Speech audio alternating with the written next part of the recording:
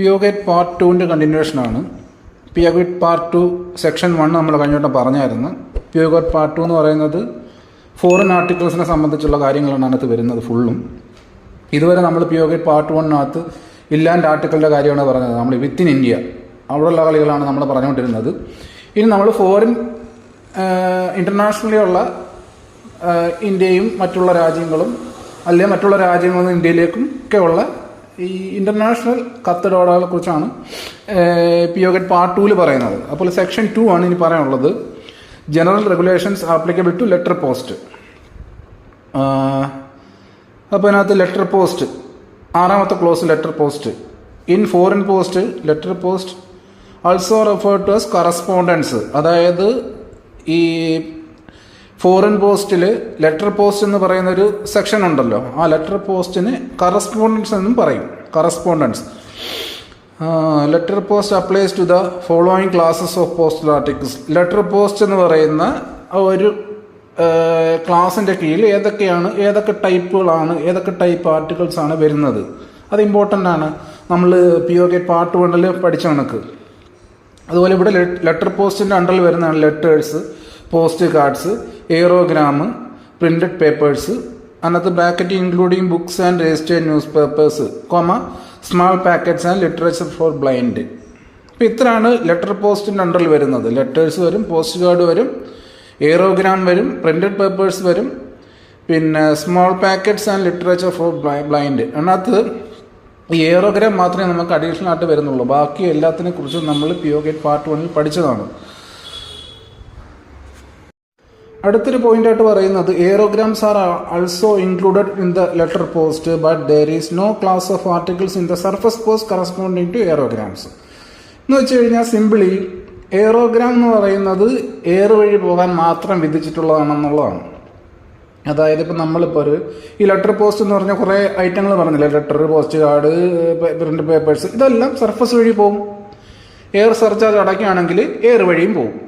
പക്ഷേ ഈ എയറോഗ്രാം എന്ന് പറയുന്നത് സർഫസ് റൂട്ട് വഴി പോകത്തില്ല. അത് ഒൺലി മീൻ ഫോർ എയർ. അതാണ് ആ ഒരു പോയിന്റ് പറഞ്ഞത്. അടുത്ത ക്ലോസ് 7ാമത്തെ ക്ലോസ് പറയുന്ന റേറ്റ്സ് ഓഫ് പോസ്റ്റേജ് ആണ്. പോസ്റ്റേജുകൾ ഏതൊക്കെ വരും? ഇപ്പോൾ നമ്മൾ പിയോഗേറ്റ് പാർട്ട് 1-നകത്ത് ഇല്ലാൻഡ് റേറ്റിൻ്റെ കാര്യം, ഇല്ലാൻഡ് ആർട്ടിക്കിൾസിൻ്റെ കേസിൽ പോസ്റ്റേജുകളൊക്കെ എന്താ, ഇപ്പോൾ രജിസ്ട്രേഷൻ, പിന്നെ ഇൻഷുറൻസ് ഫീ, അങ്ങനെ കുറേ കാര്യങ്ങൾ പറഞ്ഞില്ല. അപ്പോൾ അത് ഈ ഫോറിൻ പോസ്റ്റിൻ്റെ കേസിൽ എങ്ങനെയൊക്കെ വരുന്നു? അപ്പോൾ എന്താ, postage charges payable for a foreign article consist of the surface postage. That is surface postage എന്ന് പറയാം charges for surface transaction as an ordinary article. അതായത് സർഫസ് പോസ്റ്റേജ് വരുന്നുണ്ട്, അതായത് charges for surface transaction as an ordinary article. പിന്നെ എന്തൊക്കെ extra വരും? Extra ആയിട്ട് air surcharge വരുന്നുണ്ട്, പിന്നെ fee for special services, special registration വരുന്നുണ്ട്, ഇൻഷുറൻസ് വരുന്നുണ്ട്.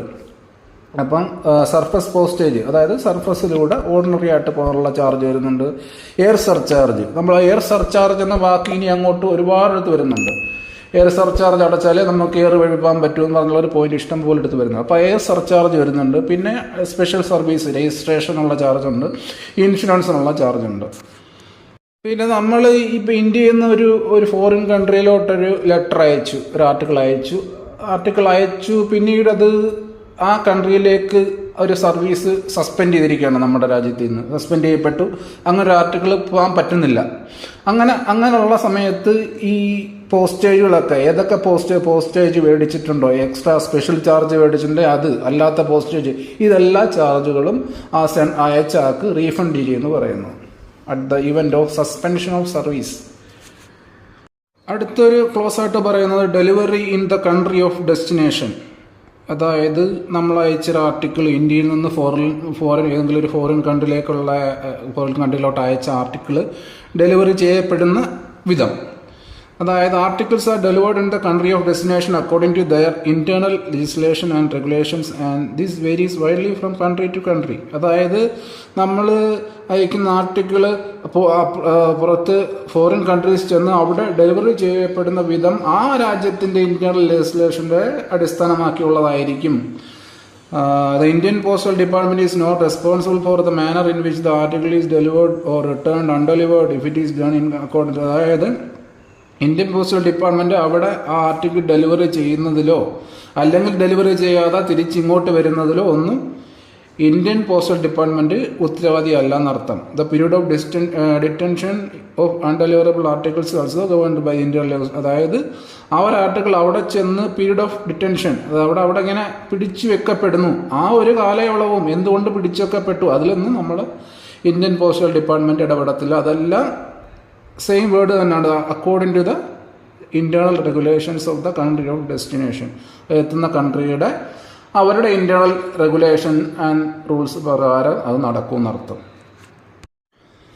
അടുത്ത clause delivery of inward mails. Inward mails എന്ന് പറഞ്ഞു കഴിഞ്ഞാൽ ഇങ്ങോട്ട് വരുന്ന മെയിൽസ്, എവിടെ ഫോറിൻ കൺട്രിയിൽ നിന്ന് ഇന്ത്യയിലേക്ക് വരുന്ന delivery of inward mails is. കാരണം പറഞ്ഞു വെച്ച് കഴിഞ്ഞാൽ നമ്മൾ ഇപ്പം എത്ര നാൾ പറഞ്ഞുകൊണ്ടിരുന്ന പി ഒ ഗേറ്റ് പാർട്ട് 1 ആണ്. അപ്പോൾ അതിനകത്ത് നിന്ന് മാറിയിട്ട് പി ഒ ഗേറ്റ് പാർട്ട് 2 വന്ന് ഫോറിൻ കാര്യങ്ങളിലേക്കായി. അപ്പോൾ അവിടെ ഈ വേർഡുകളോട്ട് നമ്മൾ പൊരുത്തപ്പെട്ടിരിക്കണം, അല്ലെങ്കിൽ ഇത് ഈ തിയറി പറഞ്ഞു പോകുമ്പോഴത്തേക്ക് കൺഫ്യൂഷൻ ഉണ്ടാകും. അപ്പോൾ നമ്മൾ ഇൻവേർഡ്, ഔട്ട്വേർഡ്, പിന്നെ റീഡയറക്ഷൻ, എയർ സർചാർജ് എന്നൊക്കെ പറയും, റിട്ടേൺ ഇൻസ്ട്രക്ഷൻ എന്നൊക്കെ പറയുമ്പോഴത്തേക്ക് അങ്ങനെ ഒരുപാട് വേർഡ്സുകൾ ഇനി അങ്ങോട്ട് വരുന്നുണ്ട്. അപ്പോൾ ഡെലിവറി ഓഫ് ഇൻവേർഡ് മെയിൽസ്, അതായത് ഡെലിവറി ഓഫ് ഇങ്ങോട്ട് വന്ന ഫോറിൻ കൺട്രിയിൽ നിന്ന് ഇന്ത്യയിലേക്ക് വരുന്ന mails is effected under the conditions stipulated for the inland articles. അതായത് ഇൻലാൻഡ് ആർട്ടിക്കിൾ ഒരു ഇപ്പോൾ വിദേശത്തെ രാജ്യത്ത് നിന്ന് ഇന്ത്യയിലേക്ക് ഒരു കത്ത് വന്നു കഴിഞ്ഞാൽ പിന്നെ അത് ഇന്ത്യ ഈ ഒരു ഇൻലാൻഡ് ആർട്ടിക്കിൾ എങ്ങനെ ഡെലിവറി ചെയ്യപ്പെടുന്നോ വിത്തിൻ ഇന്ത്യ, അതുപോലെ ഇന്ത്യയിലത് ഡെലിവറി ചെയ്യപ്പെടുമെന്നാണ് പറയുന്നത്. പിന്നെ ഒരു പോയിന്റ് ആയിട്ട് പറയുന്നത് arrangements also exist for the delivery on request of inward foreign articles at the office of exchange to addressees who call there in connection with the customs examination or other formalities connected with the articles provided acceptable proof of identity is provided by the addressee. അതായത് ഇങ്ങോട്ട് വരുന്ന article ചിലപ്പം പിടിച്ചു വെക്കപ്പെടാമല്ലോ customs എക്സാമിനേഷനൊക്കെ ആയിട്ട് foreign post ഓഫീസിലൊക്കെ, അതായത് office of exchange, നമ്മുടെ foreign post ഓഫീസിലൊക്കെ അത് പിടിച്ചു വെക്കപ്പെടാം കസ്റ്റം എക്സാമിനേഷനോ അതുമായിട്ട് ബന്ധപ്പെട്ട എന്തെങ്കിലും എൻക്വയറിക്കൊക്കെ. അപ്പോൾ വേണമെങ്കിൽ ഈ അഡ്രസ്സിലേക്ക് അവിടെ ചെന്ന് ID പ്രൂഫ് ഒക്കെ കാണിച്ച് അവിടെ ഒന്ന് കളക്ട് ചെയ്യാം.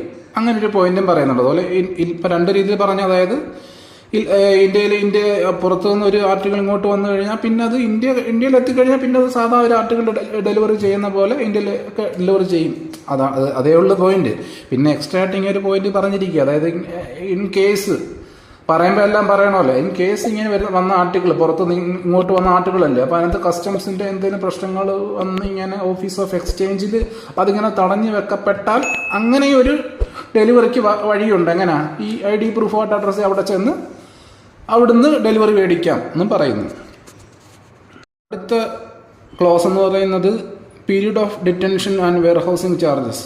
അതായത് വെയർഹൗസിംഗ് ചാർജസ് എന്ന് പറയുമ്പോൾ അറിയാമല്ല, നമ്മൾ VPയുടെ കേസിൽ പറഞ്ഞിട്ടുണ്ട് വെയർഹൗസിംഗ് ചാർജസ്. ഇപ്പോൾ കുറച്ച് നാൾ ഡിറ്റൻഷൻ ചെയ്തിട്ട് 7ാമത്തെ ദിവസം തൊട്ട് അല്ലെങ്കിൽ 8ാം ദിവസം തൊട്ട് ഇങ്ങനെ പൈസ പിടിച്ച് തുടങ്ങുന്ന കാര്യം.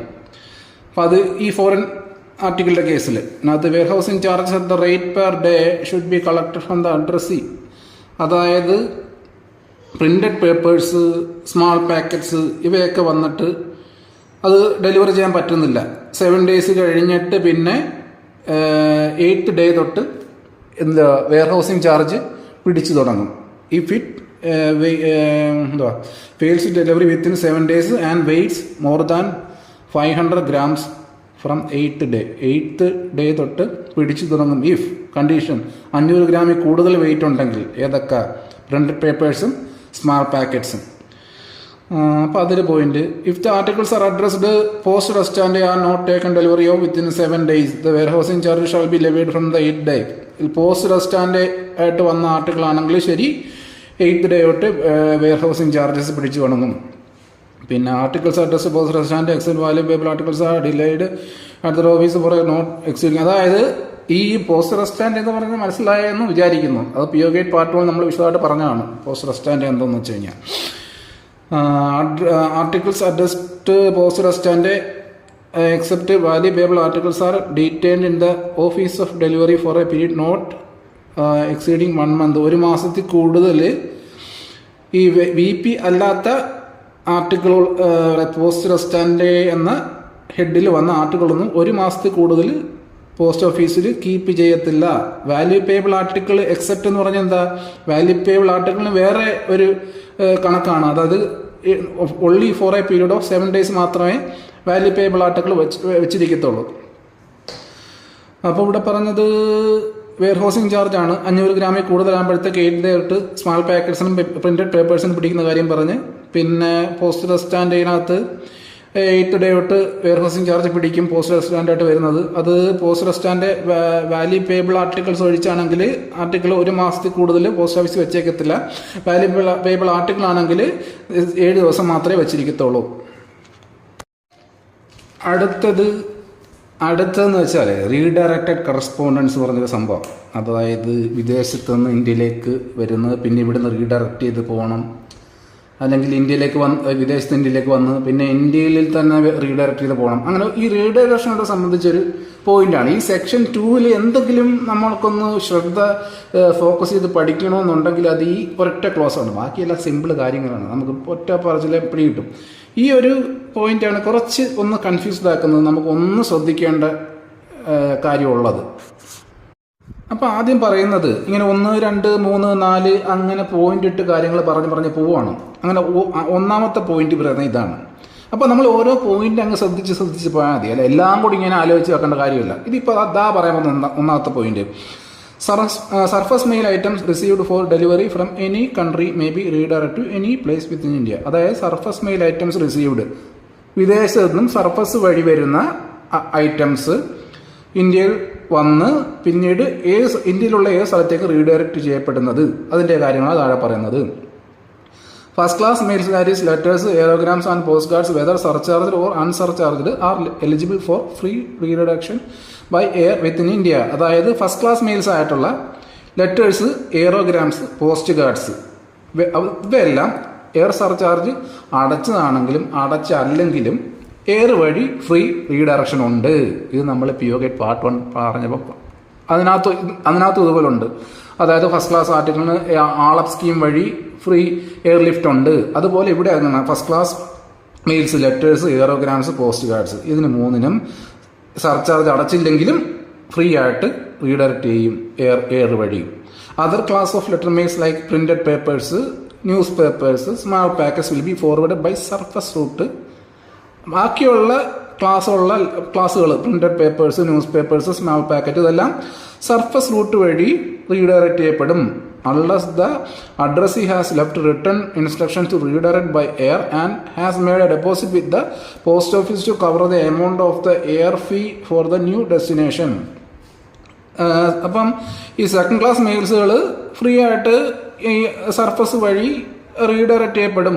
ഇനി ഈ അവർ അയച്ച ആള് ഇൻസ്ട്രക്ഷൻ തന്നിരിക്കുകയാണ് എയർ വഴി റീഡയറക്റ്റ് ചെയ്യൂ, എന്നിട്ട് ചുമ്മാ അങ്ങ് ഇൻസ്ട്രക്ഷൻ തന്നാൽ പോരല്ലോ, അയാൾ എയർ സർചാർജ് അടയ്ക്കണമല്ലോ. അപ്പോൾ അയാൾ അങ്ങനെ ഒരു അഡ്വാൻസ് ഒരു ഡെപ്പോസിറ്റ് ഒക്കെ അവിടെ അടച്ചു വെച്ചിട്ടുണ്ടെങ്കിൽ അയച്ച ആള് അങ്ങനെ ഉണ്ടെങ്കിൽ ഇത് എയർ ആയിട്ട് റീഡയറക്റ്റ് ചെയ്യപ്പെടും. അല്ലാത്ത പക്ഷം സർഫസ് ആയിട്ട് റീഡയറക്ഷൻ ഉണ്ട്. അപ്പോൾ അത്രയും പറയുമ്പോഴത്തേക്ക് ആ പോയിന്റ് അങ്ങ് തീർന്നു, ഒന്നാമത്തെ പോയിന്റ് അങ്ങ് തീർന്നു.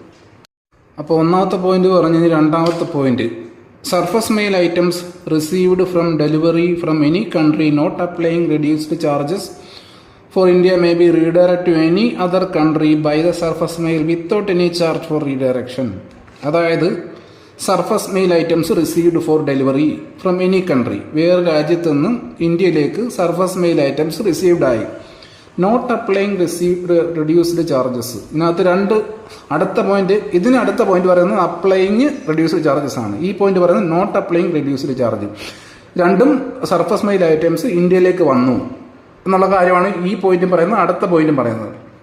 ഇത് പറയുന്നത് നോട്ട് അപ്ലൈയിങ് റെഡ്യൂസ്ഡ് ചാർജസ്, അതിന് അടുത്ത പോയിന്റ് പറയുന്നത് അപ്ലൈയിങ് റെഡ്യൂസ്ഡ് ചാർജസ്. അപ്പോൾ എന്താണ് ഈ റെഡ്യൂസ്ഡ് ചാർജസ്? റെഡ്യൂസ്ഡ് ചാർജസ് എന്ന് പറയുന്നത് നമ്മൾ പറഞ്ഞായിരുന്നു APPU കൺട്രീസ് ഉണ്ട്. ഈ ഇന്റർനാഷണൽ UPU എന്ന് പറയുന്നത് യൂണിവേഴ്സൽ പോസ്റ്റൽ യൂണിയൻ. അപ്പം അവിടെയൊക്കെ ആകുമ്പോഴത്തേക്കും ഇന്റർനാഷണൽ പോസ്റ്റൽ ഇടപാടുകളാകുമ്പോഴത്തേക്കും അവിടെ 100% ഫുൾ എമൗണ്ടിലാണ് അങ്ങോട്ടും ഇങ്ങോട്ടൊക്കെ ഈ ട്രാൻസാക്ഷൻ നടക്കുന്നത്. പക്ഷേ APPUവിൻ്റെ കേസിൽ നമ്മൾ റെഡ്യൂസ്ഡ് ചാർജസിൻ്റെ കാര്യം പറഞ്ഞായിരുന്നു. 85% ഓഫ് ഇന്റർനാഷണൽ പോസ്റ്റേജ് റേറ്റ്സ്, അതായത് ഇന്റർനാഷണൽ ആയിട്ട് പോകുന്ന റേറ്റിന്റെ 85% APPU കൺട്രീസുകൾ തമ്മിൽ പോകുമ്പോൾ ഉള്ളത്. അങ്ങനെ ആദ്യത്തെ പോയിന്റ് പറയുന്നത് surface mail items received from delivery from any country not applying reduced charges apply ചെയ്യാതെയാണ് വേറൊരു കൺട്രിയിൽ നിന്നും ഇങ്ങോട്ട് വരുന്നതെങ്കിൽ റീഡയറക്ഷൻ എങ്ങനെ? അപ്പം redirection to any other country by the surface mail without any charge for delivery. അതായത് അങ്ങനെ വരുന്നത് ഇപ്പം പുറത്തുനിന്നൊരു കത്ത്, ശ്രദ്ധിക്കാൻ പറയുന്നത്, കാരണം പുറത്തുനിന്നൊരു ആർട്ടിക്കിള് സർഫസ് മെയിൽ ഐറ്റം ഇന്ത്യയിൽ വന്നു, അതിനകത്ത് റെഡ്യൂസ്ഡ് ചാർജസ് ഒന്നും അപ്ലൈ ചെയ്തിട്ടില്ല. അതിൻ്റെ അർത്ഥം എന്ന് പറഞ്ഞാൽ ഈ പോലത്തെ കൺട്രീസും തമ്മിൽ കത്തിടപാട് വരുമ്പോഴത്തേക്കും 85% കുറഞ്ഞാണ് വരുന്നത്.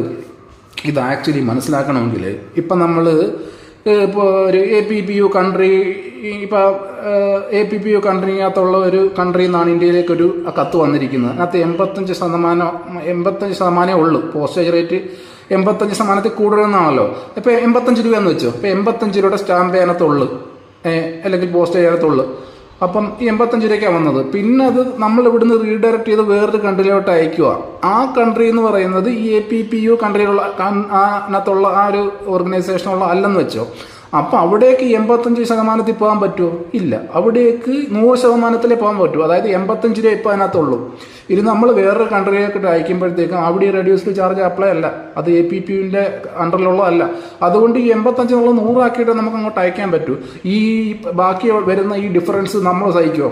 ഇല്ല. അപ്പോൾ അവിടെ ഒരു കണ്ടീഷൻ വരും, അഡീഷണൽ ഇത് പേ ചെയ്യണം, എന്നാലേ നമുക്ക് അങ്ങോട്ട് റീഡയറക്റ്റ് ചെയ്യാൻ പറ്റൂ. അപ്പോൾ ഇതിൻ്റെ ആദ്യത്തെ കേസാണ് ഇവിടെ പറഞ്ഞത്, നോട്ട് അപ്ലൈങ് റെഡ്യൂസ്ഡ് ചാർജസ്.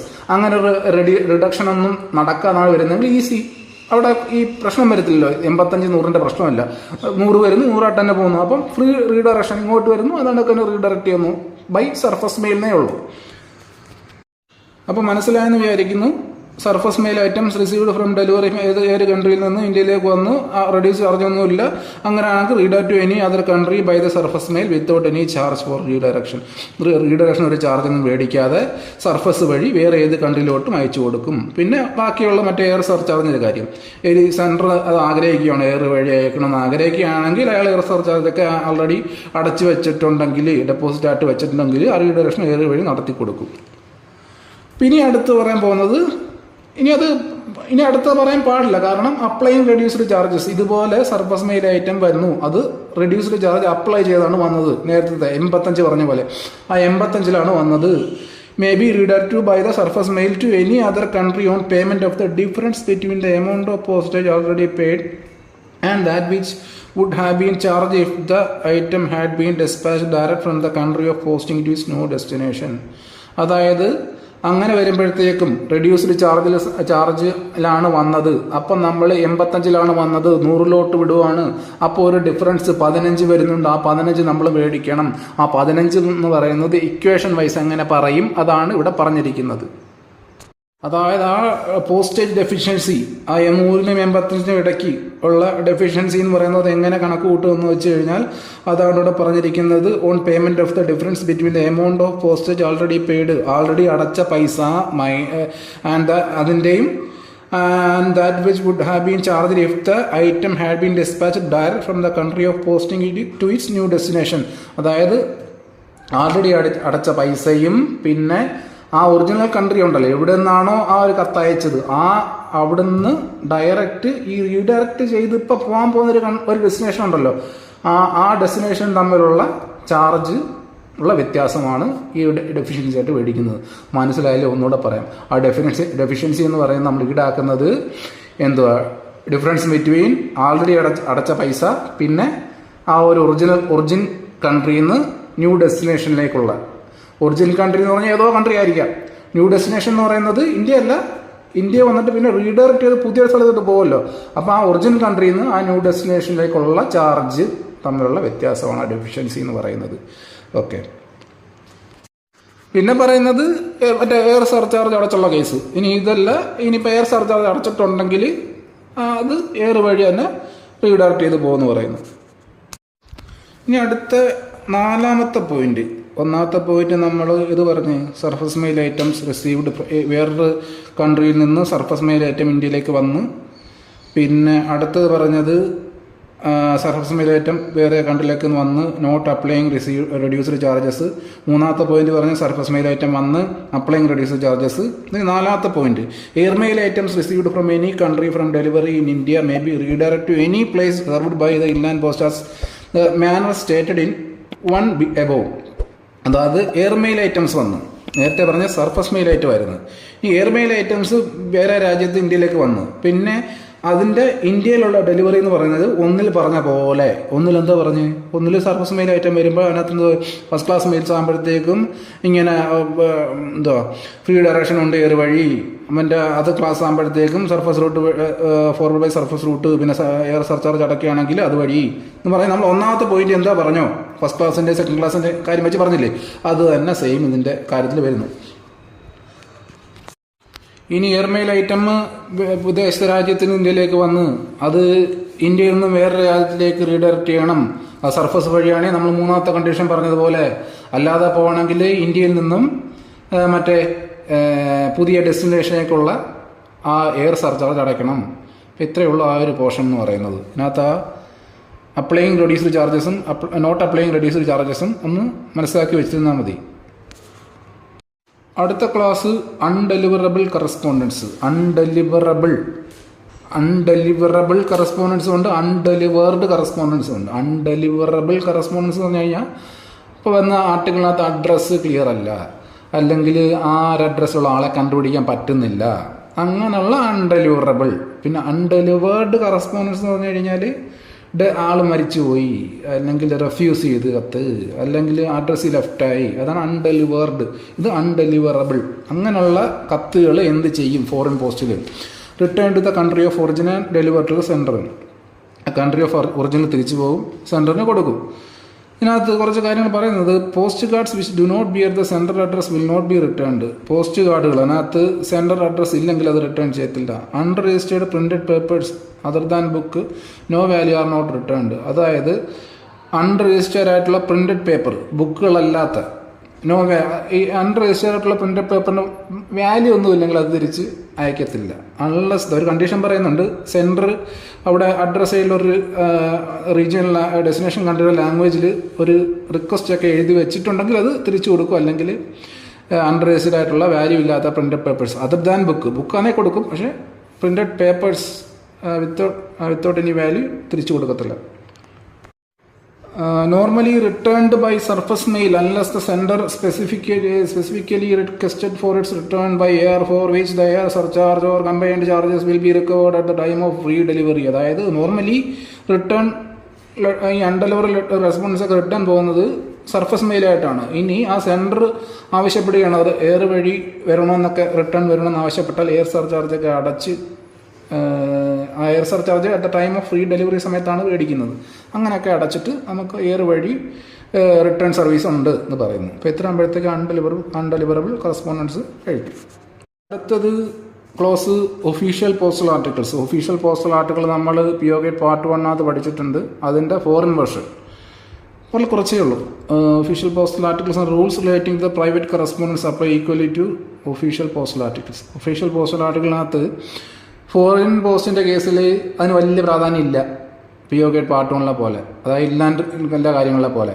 അതായത് പ്രൈവറ്റ് കറസ്പോണ്ടൻസിനെ പോലെയാണ് അതിൻ്റെ റൂളുകളുള്ളത് ഒഫീഷ്യൽ പോസ്റ്റൽ ആർട്ടിക്കിളിന്. The taxing of postage on unpaid or underpaid articles will be at the same rates for the private correspondence. അതായത് ഇളവൊന്നുമില്ല ഡ്യൂ അടിക്കുന്നതിന്. പ്രൈവറ്റിന് എങ്ങനെ ടാക്സ് ചെയ്യുമോ, പ്രൈവറ്റ് ലെറ്റേഴ്സിന് എങ്ങനെ ടാക്സ് ചെയ്യുമോ, ഏതിനാ അൺപെയ്ഡിന് അണ്ടർപെയ്ഡിനൊക്കെ അതേപോലെ. Service stamps can be used for prepaying outward official foreign mail, but the postage due on inward foreign mail addressed to government offices cannot be paid by means of service stampuകൾ.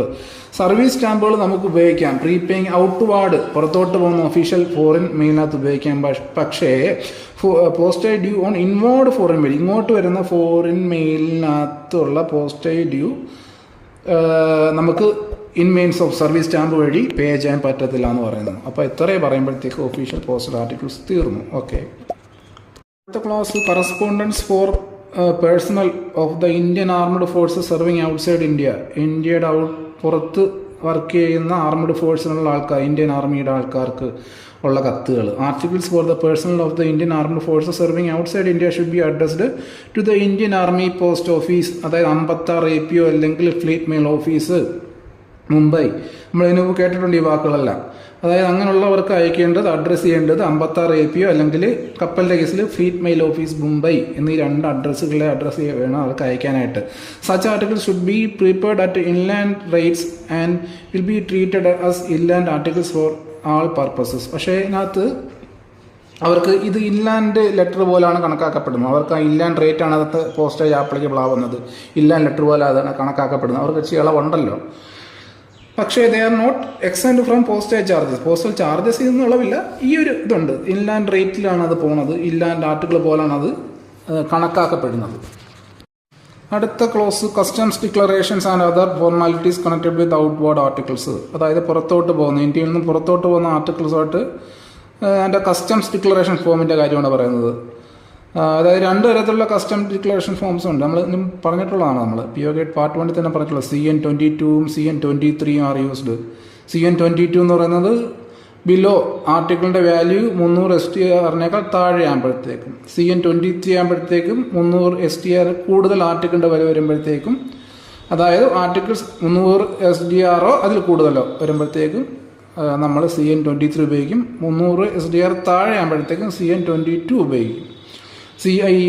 SDR എന്ന് പറഞ്ഞാൽ special drawing rights. Special drawing rights എന്ന് പറയുന്നത് ഈ IMF introduce ചെയ്തൊരു global ഞാൻ പറഞ്ഞിട്ടുണ്ട്, ഗ്ലോബലായിട്ടുള്ളൊരു പൈസയുടെ value കണക്കാക്കുന്ന ഒരു ഇതാണ്, ഒരു ഏകകം. അതായത് ഒരു SDR എന്ന് പറയുന്നത് ഏകദേശം 106-107 ആ റേഞ്ചിലുള്ള ഇന്ത്യൻ റുപ്പി വരും.